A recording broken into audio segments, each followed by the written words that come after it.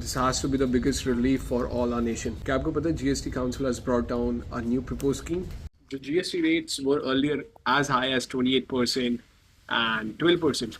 वो हटा दिए गए हैं हमारे GST स्लैब से. That means अब सिर्फ दो ही प्रिवेलिंग है, 5% and 18%. जो पहले एजुकेशन सेक्टर पे हमारे गुड्स लगते थे, स्टेशनरी एंड एवरीथिंग, जो आपके एजुकेशन नीड्स पे लगते हैं, like clothes, stationery, books, what not, they have brought nil rated GST.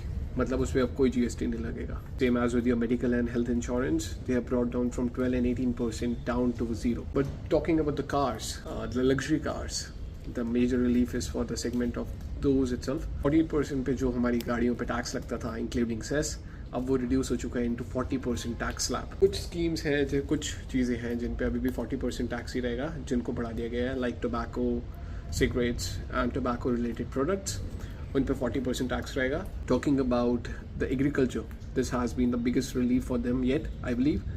जो ट्रैक्टर्स, एग्रीकल्चर सप्लाईज या कुछ भी होता था, as high as ranging from 18%, 12%, they have been brought down to 5% on nil. So that is the biggest relief for them. And इन चीज़ों से हमें benefit क्या होगा ये सारे टैक्स रेट्स कम होने से?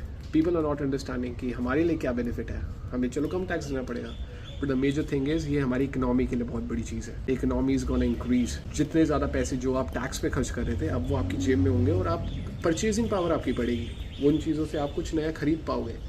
वो जो चीज़ें आप खरीदोगे, this will increase the demand, this will increase the supply, and all in all the economy will grow. To simplify these type of business insights, follow me, and we are going to share the regular updates for every day.